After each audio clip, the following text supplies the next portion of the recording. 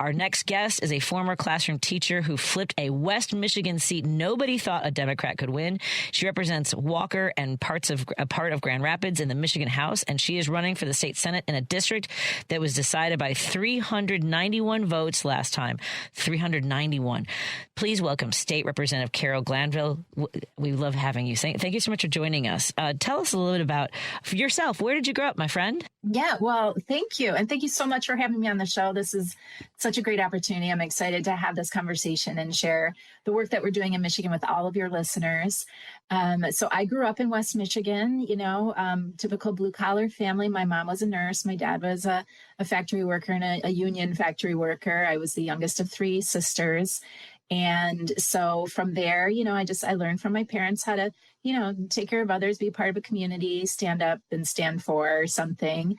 And that led me into, translated nicely into my career as a teacher and educator. And, from there, I've just always worked in a space where I'm advocating for others. And when the opportunity came to join my local city commission, it was a great fit. And I went from there to the state house. And now it's time to move on to the state Senate. With that move from municipal representation for your communities, what surprised you the most working in that state house?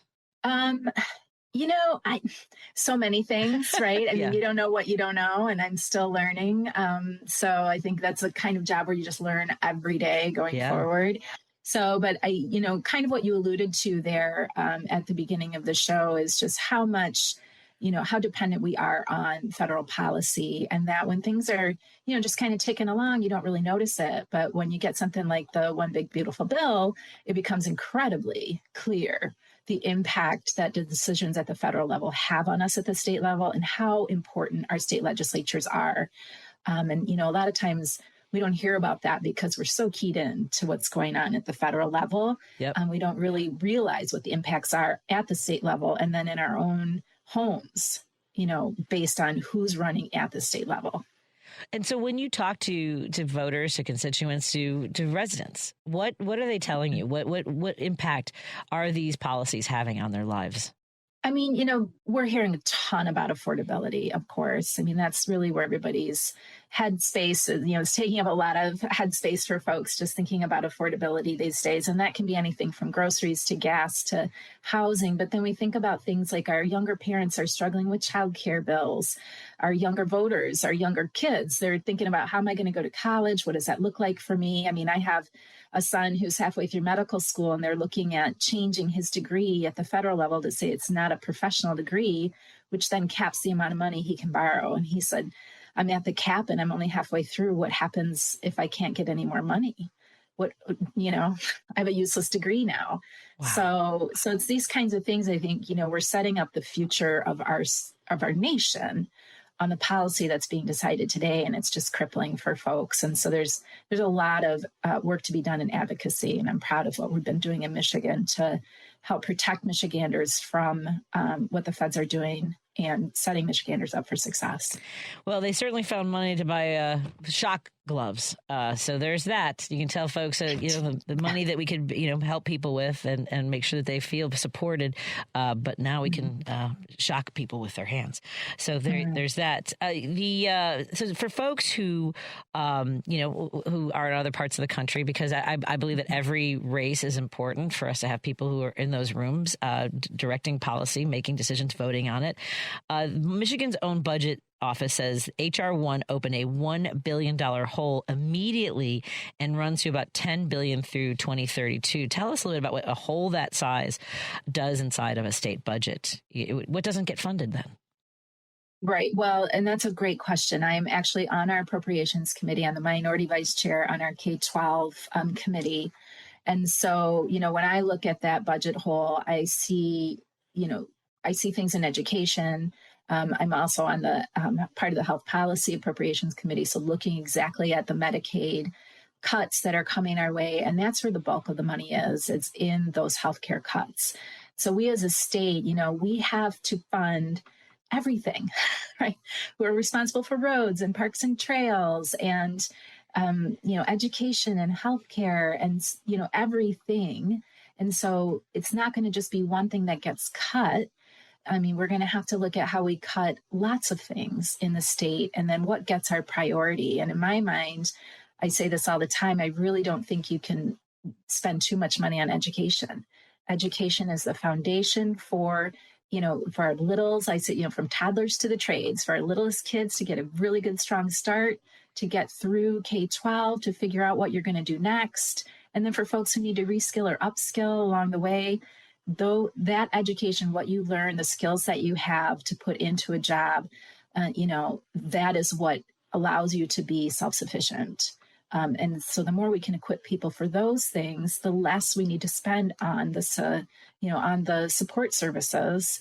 And so that's one way we can save money is by making sure we're helping people be as self-sufficient and successful as possible, so that we can use that money in other places. But, these things take time. You can't just flip a switch on it. We need to be making these investments year over year and be dedicated to those priorities in the state, which we, as Democrats, we are, of course. Well, and that's the challenging part is that they blow things up, right? They disrupt everything and quickly. That happens immediately. Yes. And then the rebuilding, Yep. To give you an example, in Illinois in 2015, when we didn't have a budget for 2.5 years under Republican Governor Rauner, now 10 years later, one program, I'll give you an example, is early intervention. We went from my son, who was born medically fragile, we had a social worker in our house within weeks of him coming home. Now there is a 1-year waiting list for 3,000 babies, and I can draw the line directly to what happened in 2015, right? Yeah, it's shocking how long that reverberates. And as we're looking at, now they're threatening to cut Head Start or make changes to Head Start. So that's another place where the states are going to have to come in and codify what we're doing to make sure that the quality of the programming doesn't suffer at the state level. But then what does that cost look like? And on the other end, we're seeing threats to Medicare. So that's another program that states are going to have to find a way to pick up. And so we need people in the legislature who are willing to do that work for the people and not for their party. Well, and that's the thing. You are one of the only states in the country, really, with a genuinely divided government. Republican House, Democratic Senate, by a single seat. And they passed, right? A budget was passed 2 days late instead of 3 months late. What had to be negotiated in those moments to get there? Well, there was quite a bit on the table that was kind of left over from our Democratic trifecta. And so we had to go through that work, kind of rehashing, what we had negotiated a couple years ago. And so there are so many factors that come into negotiating a budget. And again, it really comes down to your priorities. And I would say that Democrats are always putting people first. And Republicans tend to look at where they can make profit or cut programming to bring more to control the budget. But what you just said, when you control the spending in that way, you got to be mindful of who's getting cut off and what that's going to mean to the state down the road. It can't just be what's the impact today, but what's the impact 5-10 years from now, because that's really what we're budgeting for. It's the future of the state. And, in the Democratic Party, we are always putting the people first, and that's why this seat is so important. It's the number one pickup seat. You mentioned we have a 1-seat majority. This will give us a little bit more of a buffer, and also give us a little bit more leverage. Hopefully we'll be able to turn the House again this year and we'll have our trifecta back. But if not, we need to be able to have a really strong Senate in order to continue to fight against what the Republicans are putting before us. Are you having, two questions about conversations that, let's start with the constituents and beyond your district, because I have to imagine that people are feeling the strains of what the federal policies are doing to their lives. What are you hearing? Are there people, having a little bit of a regret over a vote for a conservative agenda? Or are you hearing from, voters who are like, I can't follow along with what conservatives have done so far in this state? I am hearing that quite a bit, to be quite honest. On the doors, people they just, as we're out talking to folks throughout the campaign, and then even in my work in the state house, like I said, when you start talking about these issues that really do impact people's daily lives, if you can get them to turn away from all the things happening at the federal level to the things that are really happening in their own backyard, they are very tuned in to what they want and what they need. And we have a very strong, what we like to call West Michigan values in my district. And so there's no doubt about what we stand for, and that is, family and safety and security and self realization and things like that, independence. And we have a kind of a strong streak there, but we are a very community minded region. Philanthropy is strong here. And so this idea of coming together and doing what's right for people, it runs strong through our community. And what I've seen in my opponent is that he routinely votes against the things that our community wants. And so like our common sense gun safety, he voted against that. He's voted against capping prescription drug prices, particularly for insulin. And, he's voted to refund our schools in such a way that we're taking money out of public schools, putting it more into a voucher system. And those are things that this district just does not support across the board. I mean, we pride ourselves on, being a swing state, and this district is no different. And they will dig in and vote for the person that represents their values over anything. And in contrast to that, how are you having any conversations in the Capitol with people on the other side of the aisle who are aware that they're in a tight? I mean, the voters are going to come to a tipping point. Are you hearing from any of the conservatives who are like, they've got to figure a way out of this too? They've got to negotiate and do better by their residents and voters? You don't hear that a lot. I mean, I got to think those are conversations they're having. And I know that, there are some conservatives that, we do work really well with.